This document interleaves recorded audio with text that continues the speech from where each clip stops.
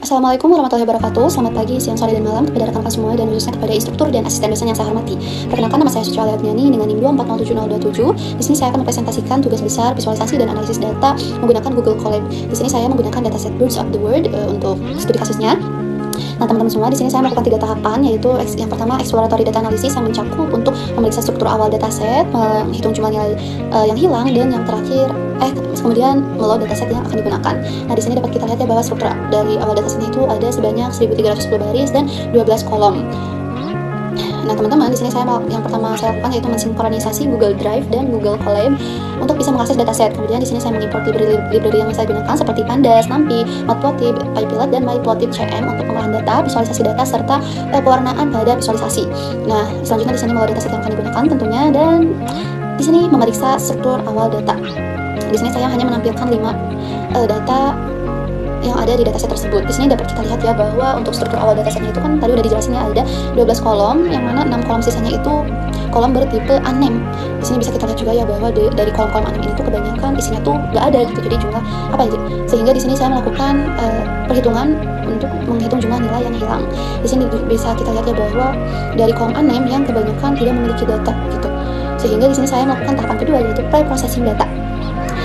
Nah, tentunya kenapa saya melakukan pre-processing data ini, yaitu untuk bisa menghasilkan informasi yang berkualitas, karena karena di sini saya ingin memastikan bahwa data yang digunakan itu konsisten, relevan, dan bebas dari noise, sehingga siap dianalisis secara statistik maupun visual. Nah, di sini saya pertama dilakukan itu menangani missing values seperti menghapus kolom yang seluruhnya kosong dan menghapus baris yang kolom waktunya kosong khusus di kolom time. Kemudian di sini saya juga menghapus kolom tidak relevan seperti yang sudah dijelaskan, yaitu kolom anem, karena dia tuh gak memberikan informasi yang berguna untuk dianalisis.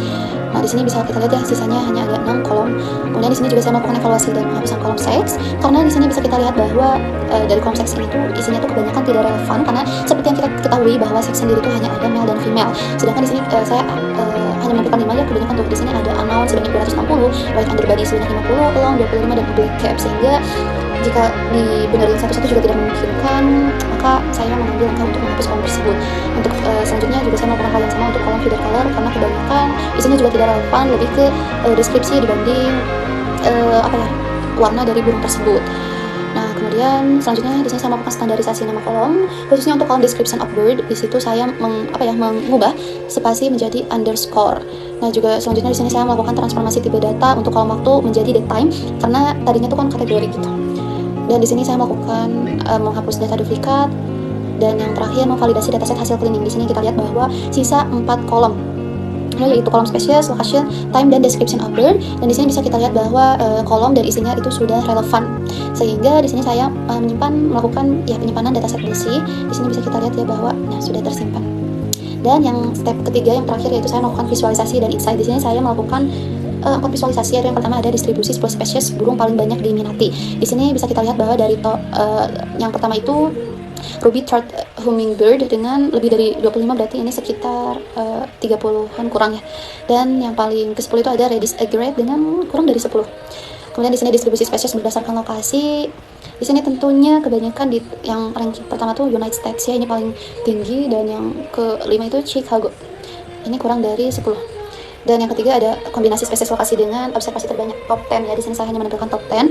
Di sini ya ini kelihatan ya bahwa ruby-throat hummingbird dan United States ini tuh paling pertama dan konsisten dari 2 diagram yang di atas. Kemudian visualisasi terakhir yaitu proporsi 5 spesies burung terbanyak.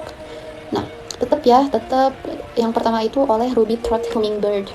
Nah, mungkin dari langsung aja teman-teman, jadi insight utama yang bisa didapatkan yaitu dapat disimpulkan bahwa pola pengamatan burung dalam dataset tidak tersebar secara merata baik dari sisi spesies maupun lokasi. Nah, sehingga di sini saya akan merekomendasikan beberapa, yaitu yang pertama tuh perlu dilakukan pengumpulan data tambahan pada lokasi dan spesies yang masih minim observasi untuk meningkatkan kualitas dan keseimbangan dataset. Kemudian penelitian selanjutnya dapat mempertimbangkan faktor waktu, musim, atau kondisi lingkungan untuk melihat pengaruhnya terhadap pola pengamatan burung. Dan yang terakhir mungkin dataset ini juga bisa dimanfaatkan sebagai dasar awal pemetaan distribusi spesies burung, terutama untuk spesies yang sering dijumpai.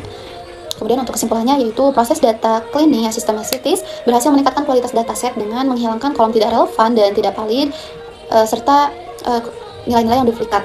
Nah, melalui EDA ini diperoleh insight bahwa terdapat pola dominasi spesies pada lokasi tertentu serta perbedaan antara intensitas observasi dan keanekaragaman spesies. Analisis ini menunjukkan pentingnya processing data sebelum melakukan analisis lebih lanjut. Mungkin cukup sekian presentasi dari saya, mohon maaf bila ada kurang lebihnya. Saya pamit undur diri. Wassalamualaikum warahmatullahi wabarakatuh.